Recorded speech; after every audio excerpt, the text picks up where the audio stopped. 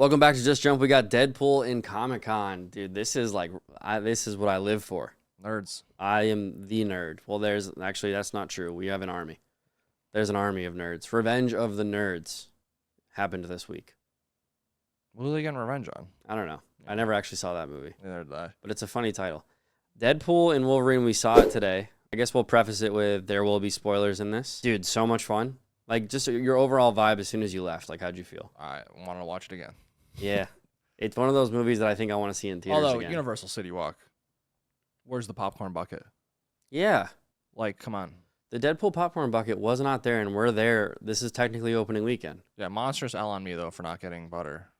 Not getting butter on It your was popcorn? dude, it was terrible. Especially because AMC makes it very easy for you. Yeah. Crazy.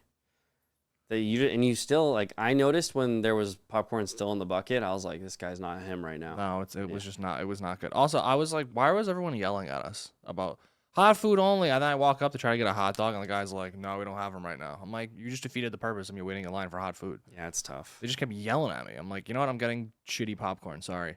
Well, the movie made up for it. It did. I mean, I couldn't even eat. did you know that you were gonna get to take it back and sing NSYNC in the first like 3 minutes? I had no idea. Yeah, and he did the choreograph. So, like, they talked about keeping the cameos pretty tight-lipped. They did, dude. Oh yeah, I didn't expect any of those. The only one that I saw that was spoiled is I knew Chris Evans was in it. I didn't think he would be Human Torch, though. I love that it was Human Torch. Like that was so like that kind of set us up for all right. We're getting some people back that we forgot about because him doing the Human Torch was perfect. Yeah, and he was great at it. He really was like made. It's weird that he was made to play two characters that are polar opposites of each other. Yeah, Like the Human Torch and Captain America have nothing in common, yet they are like played perfectly by Chris Evans. Also, the Human Torch kind of reminds me of Chris Evans' character in Knives Out. So I don't know. yeah. A little bit. It's actually a lot like that. Yeah. They delivered on the fandom immediately, doing the comic book accurate jokes about Hugh Jackman being 5'3". We got a Superman cameo, Henry Cavill. That was pretty cool because a lot of people said that he should replace him.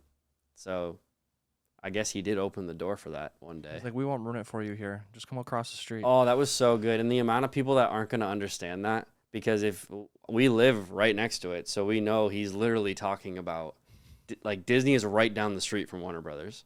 So when he said that, he was like being dead serious. Like, we will be better to you here. Yeah, the constant shots at like Fox were hilarious. Yeah, but it was still like if I had to describe the movie, it was like a love letter to Fox. Because they touched on Marvel, but they didn't let themselves get too far into it. The only crossover was really the TVA. I felt like they found it necessary to give a nice send-off to Fox throughout this whole movie. And all those characters, yeah, that kind of just got swept under the rug. So some of the cameos, like we just said, Henry Cavill, Chris Evans, and at the end of the movie, stick around because they show a lot of behind-the-scenes footage over the last 20-something years. It was pretty cool. I was so happy to see Jennifer Garner walk in. They got Elektra. My childhood crush. They got... And no one in the theater wanted to make any sounds. They're like, yeah. And then all of a sudden, Wesley Snipes walks out, and the crowd goes absurd. When Blade walked out, our entire theater blew up. And then I think Channing Tatum as Gambit. Holy crap. When Channing Tatum as Gambit actually got a pretty big pop in the theater, too. And I will just say this now. We'll talk more about him soon. He was my favorite part of the movie. Hilarious. He was so funny. The choreography for all of his fights was like incredible. The effects, which I think would probably be really hard to do with a deck of cards, were all awesome. Yeah, he was awesome. But I love like Deadpool just being like, so who's your like speech coach? yeah, What's going on there, brother? Daphne Keene, the little girl in Logan, she was so good in Logan. I actually think they didn't give her enough. And that's my only complaint about this movie. I don't think they gave her enough. Yeah, she kind of got pushed aside, I think, for the nostalgia effect. Yeah, because I genuinely think she would have, like, if they gave the same fight choreography to her in this movie, it would have hit a little harder because she was a nutbag in the other one. Maybe her and Logan get a moment. You know, have you seen Logan? Yeah, Logan's one of the best superhero movies ever made. You know the scene where, like, that guitar riff starts and Logan's just sprinting through the woods? I was waiting for that with Daphne. I was like, give her it. But yeah, a lot of cameos. We're probably missing some. I mean, there was a bunch of people dressed as Deadpool that we don't know. I mean, me getting Tom Wamsgams from Succession just as the villain was just fantastic. Yeah, I didn't understand because I saw you get excited, but I don't. I was like, let's go. I don't watch Succession, so I didn't put it together. And then it was later. Ryan Reynolds gave us a nice fuck off, which was perfect. Oh, okay. Is that what he says in that? That's just the whole family just says fuck off to each other all the time. So that was perfect little. I was like, yeah, we like that. Their fight scene in the car was one of the coolest things ever. That's the other thing I want to talk about. Pretty much every fight. Actually, it's funny because the biggest one was probably the worst one, like choreography wise. But their fight scenes in that movie were incredible. Like Gambit, I think had my favorite. Close second is Wolverine and Deadpool fighting in a Honda Odyssey. They do such a good job of making it this gruesome fight while also like tying in these little one-liners. He just keeps like popping in every once in a while, and then even when like they pulled up after and they give you the shot of the car and it's like Wolverine's out cold and this dude's just tied up with seatbelts. Yeah, it's just hilarious. It's just they do such a good job of just mixing all the different flows and genres. And one thing I really loved that they did was they made sure that neither of them seemed stronger than the other. They were very intentional about that. Like, I think in a movie that is driven so much by Deadpool, it would have been easy to make it seem like Deadpool was like better than Logan at some things. No, Logan was like, at no point did Deadpool get the best of Logan. It was like brothers. It was literally like watching two dudes that know how to heal themselves just constantly keep beating each other up. Which was a never-ending circle. Like I love he's like, I'm gonna punch you in the face or I'm gonna fight you now, and Logan starts just laughing, and then he's like, all right, well, then punches him right in the mouth, and I'm like, here we go again. Yeah. We just saw a YouTube video downstairs. There was an hour and 10 minutes of Easter eggs. So I don't know if we're going to be able to hit them all in this video, but we can talk about some of the ones we liked. We can't even go through every joke, too, because there's jokes that go as deep as, like, I think my favorite one, we'll just mention a few, was when they're in this place called The Void, and Elektra is like, yeah, we lost Daredevil. And Deadpool looks at her, because Daredevil, for those who don't know, and which is sad because a lot of people probably don't know, was first Ben Affleck. So when he goes, oh, I'm so sorry for your loss, and she goes, it's fine. Like, that was my favorite joke. That was really, really good. It was so good. She just brushed it off so quick. I was like, that's fantastic. But they made a couple ones that, like they made a dig at Mahershala Ali. Like, they made fun of the new Blade trying to come out. Like, there was hours of jokes that you can't do all of them. There's probably a bunch you just missed at this point. Like the tiny Wolverine jumping out of the chair at the bar was hilarious. It was so good. I'm like, this is so funny right now. So good. I think Blake Lively's in it too, I think. Yeah, that's her. No real confirmation as far as like screen time. Even in the beginning when he says the joke about, he's like, there's 206 bones in the body. 207 if you're watching Gossip Girl. Yeah. Like, that's just such like, they're so like, I would love to be in a writer's room when they're writing, like they're so witty. There's no rules. Yeah, I'm like, how much of this is written down and how much of this is just Ryan Reynolds figured out? It felt like a comedy special and a movie because there's been no rules in Deadpool 1 and 2. This one had 0 rules. Like the fourth wall was broken aggressively. They even make fun of themselves breaking the fourth wall at one point with Ryan Reynolds, like pretty Deadpool. It's just he just goes the proposal. I won't sit here and tell you it's the best written movie of all time. It's not, but it is hilarious and the action's worth it, and I think everyone should see it. I loved Nice Deadpool just constantly. Sorry. Yeah, sorry. Yeah, dude, there's like 20 Canada jokes. There's a joke every 15 seconds if you're not paying attention. McConaughey being in there. Yeah, he snuck in there. Yeah, there was a little kid Deadpool. There was a baby Deadpool. TVA came back, which is good because I think Loki was the best show that's come out of Marvel. Like a lot of people liked WandaVision, but I think Loki's the best Marvel TV show. And then I need to have a moment in the future with Thor and Deadpool. I need it. Yeah, how are they gonna set that up? I don't know. It was just funny. That was just great. Yeah. He just every 20 minutes he's like, Thor? They also had a flyer for Avengers Secret Wars in the Void. I don't know if you saw that. No, I didn't see that. It was when Wolverine was like on his back or Deadpool was on his back. It was right after they showed the 20th Century Fox sign. Over to the left. That was great. That was hilarious. Over to the left was like a newspaper that said Secret Wars on it. But again, it's like it's hard to see all of these things. What else do we even chat about with it? I mean, I don't want to like blatantly talk about everything that happened because, you know. I mean, something else happened this weekend. Big thing happened this weekend. Something else happened this weekend. Like I said, this was nerd heaven. San Diego Comic-Con, which is known for going hard. They go hard. They like, and the greatest thing about San Diego Comic-Con, and they've learned more throughout the years, they're not afraid to reveal things anymore. They used to reveal stuff, but still try to do the whole like secret Marvel thing. This time they're like, no, this is what we're doing. Hold us accountable. Like we're really gonna try to make these things work. And there's 3 movies I want to talk about. We're gonna leave some out. Sorry, you're not exciting to me. The one like the Black Widow universe movie, you know. I'm good on that. But I want to start with Fantastic Four. Tall task. They've got it wrong a lot of I was times. gonna say, is it a tall task? They've got. Well, that's true. I guess it's It can't get worse. what's the word? An ominous, a daunting task. Like it's just not something that's gone well for them. I don't even necessarily think the first Fantastic Four was like bad, but in the grand scheme of things, it probably wouldn't hold up today. The second one was an abomination. Real bad. And then the second one with different people was bad. That's what I meant to say. That one. Oh, that one? Yeah. So not the Silver Surfer. The one Michael B. Jordan in it was just an abomination of a movie. I knew it was tough that they don't even want to claim that one. We were watching an interview with the new Fantastic Four cast, and one of the interviewers goes, Chris Evans, you got big shoes to fill. Didn't even mention Michael B. Jordan. Like, that's how you know everyone's just ignoring the fact that that movie ever happened. Had a stacked cast, too. They just flopped.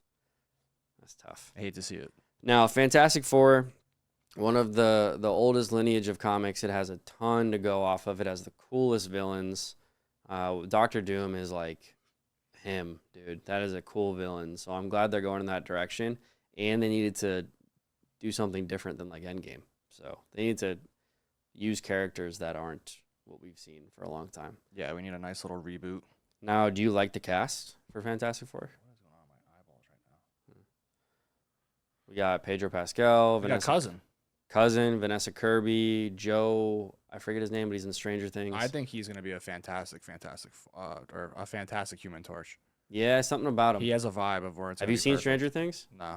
So he's a crazy metalhead in that movie, and he's like, you should watch it. It makes a ton of sense. I'm a little like confused on the Pedro Pascal.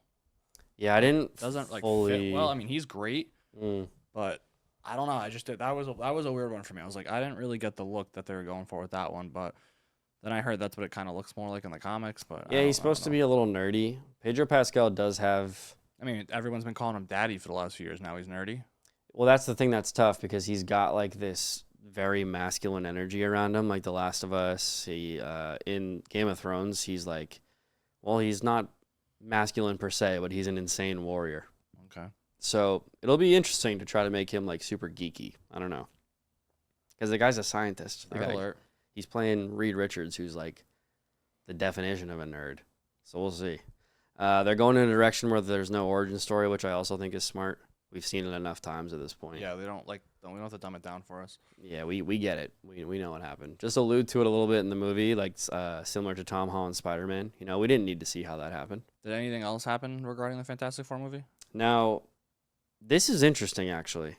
I am interested to see. So the reason I think they can't do an origin story is because they would have to make this person you're about to allude to a little bit, or alluding to currently, they would have to make him very relevant and very much in the Fantastic Four. So now it makes a lot of sense that they're not doing that, because they're not going to blow their big meal ticket immediately. One of the coolest announcements in the history of time, we'll have to wait because we have one more movie to talk about before that. Okay. Captain America. Oh. Brave New World. This is a risky one for me. I think we talked about it a little bit earlier. I don't know if this is going to be good or bad. Yeah, it doesn't really look like it's going to be, I don't know. It looks very okay. It's a mystery. They're either going to I think they're going to either hit a double or they're going to strike out. You can't strike out. I don't think they're going to do any home runs with this movie. But, they're trying to get back to the Winter Soldier-esque thing they said. I think Anthony Mackie's he's not a bad actor. No. Falcon and the Winter Soldier was a good TV show. So let's see what they can do with it. I don't know. There was a Hulk that was red at the end. That's interesting. Now, you mentioned this yesterday. You have a buddy who likes comics as well. He said Red Hulk is not the best character. That is true. Red Hulk is kind of lame.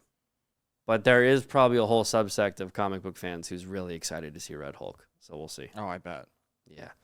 It's just weird making another Hulk. Just give us one Hulk. Yeah, the green one's enough. It was weird when Natalie Portman played like She-Thor. I was like, I don't really know. I don't need that at all. Yeah, I don't think I need it because she was so good just on her own. I don't think I need that. Okay, we're in agreement on that. Now the biggest news of the whole weekend. Bilal Muhammad, UFC champion. Second biggest news of the whole weekend because the first biggest news is that the Russo brothers are back. They're back? They're doing both Avengers movies, and it sounds like they're going to have a pretty heavy hand in Fantastic Four, thank goodness. Well, when it popped up and said Avengers Doomsday, I got kind of the same idea. Speaking of Doomsday. What a sick name, too. Yeah. Speaking of Doomsday, Return of the King, man. Robert Downey Jr. gets announced as Dr. Doom. And I think this is the only way to wrap up the multiverse stuff because it's getting so stale.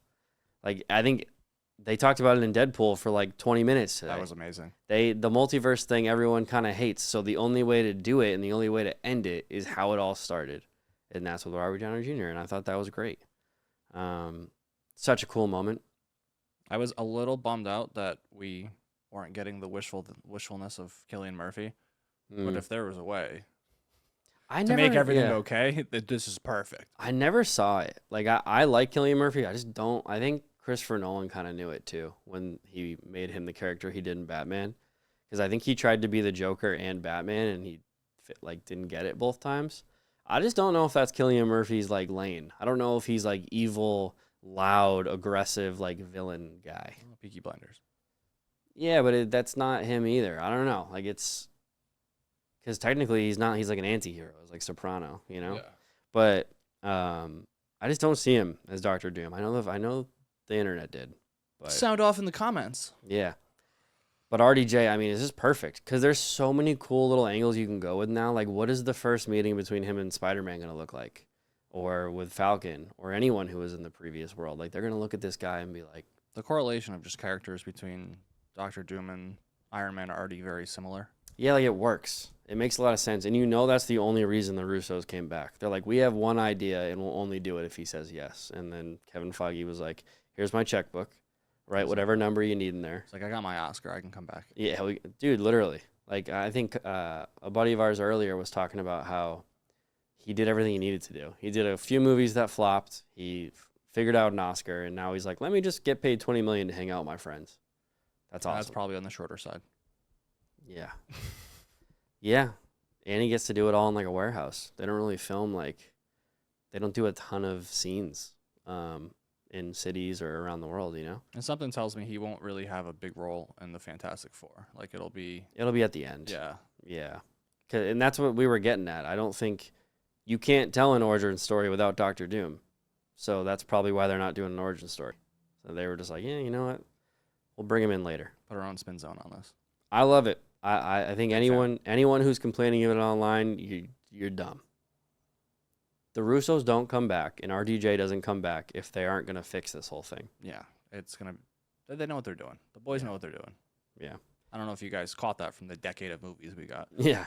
With all of... They literally made a movie, and this is just to prove our point here. The Russos and everyone involved, RDJ was probably very involved with how much money he was making. They made a movie where we all knew they would get a time machine, and it still hit. After Infinity War, all of us were like, well, there's going to be a time machine. Everyone. It was not a secret. And then they did the most predictable thing ever, and the movie was still great. Oh, yeah. So it's you can't doubt these guys' writing Very rarely skills. do you get that much hype going into a movie, and it nails the hype. Dude, and their directing style is so good. I didn't love the Deadpool directing style today because it was very close up. A lot of things were close up in the movie, and it wasn't the Russos create a whole world when you're watching it. The screen is huge. The characters don't always have to be big on the screen. Dude, when in Infinity War, when the aliens initially get to New York, that scene where RDJ and Doctor Strange are walking around the corner, and you see this big ship, and then Squidward comes down. And then, it's just big. Everything's so big. I love that about the Russos. They make things look so cool. So, all right, I've nerded out enough. I'm excited. I'm very excited. When's the last time you were, really excited about, this world? It's been since Endgame. This week? Yeah, like Loki. This was the first time in a while, like going into this week, I knew we were gonna get a good like Marvel movie in a long time. Yeah, for sure. Like the last time I was Guardians, we knew would be good too. yeah, but Guardians is its own like little world. Yeah. You know, they don't necessarily need anyone else. Well, like we also knew like we were getting an ending. Yeah. The what was I thinking about? Oh, Loki, I say it's good, but I didn't expect it to be. Yeah. Loki was a nice surprise.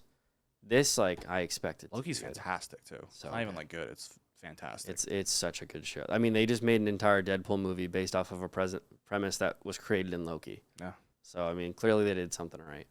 All right. Well, what are you most excited for? Are you? Like the biggest party of the summer this weekend, SummerSlam. Oh. Yeah. Okay. I was gonna say of the movies that. Oh yeah. Yeah. Oh okay. Or you can pick. You can actually I pick. mean, if you're putting the word Avengers in a movie, I'm in.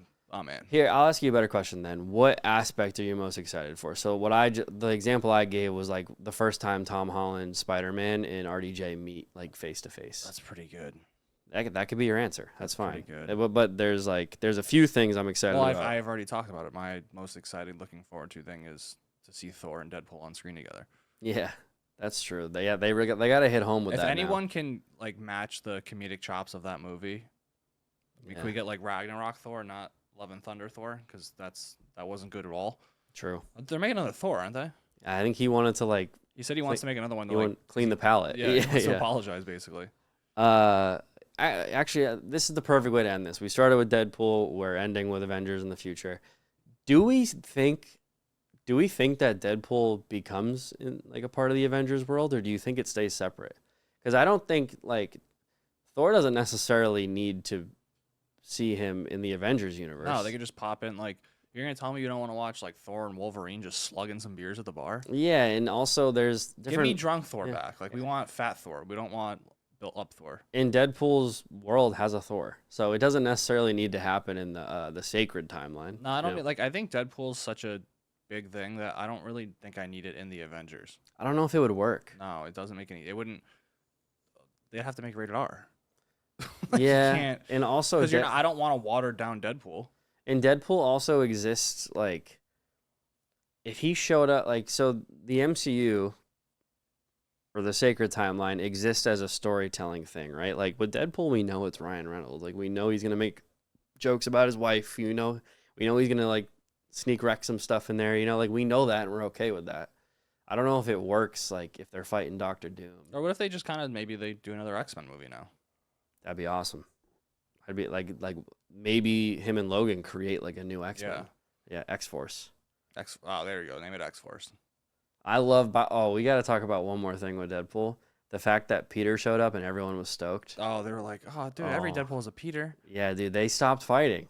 They forgot the whole plot. He was like, Peter, you're looking good in that suit, too. All of them were literally like fighting to the death until Peter showed up. And they're like, wait a minute. I love this guy. And I think we haven't even talked about it at all. Hugh Jackman putting the suit on. Oh, and yeah. confirming that he's so mad he didn't wear it 20 years ago. Yeah, no, he looked really good in it. He's like, you look like Batman, but you can move your neck. Super interesting villain. We didn't talk about the villain at all, but Dr. Xavier's twin sister. Super interesting. It was creepy to watch her. Yeah. That whole, yeah. let me just put my fingers in your brain, was like psychotic, but like really cool for a villain to do. Deadpool has successfully like kind of icked me out a few times with some of the things they've done in the past few movies. This might be the number one. I don't want that. I don't want no one's fingers in my brain. Not my eyeballs, none of that stuff. Yeah, I'm good with that. He's like, my brother could just get into your head by looking at you. I have to touch you. Ugh. The best was when the guy was just like, just ask me what I'm thinking. You don't have to do that. Yeah. He's like, oh, okay. That dude's from X-Men. Did you recognize him? No. Okay, they do a good job at making him look disgusting in this one.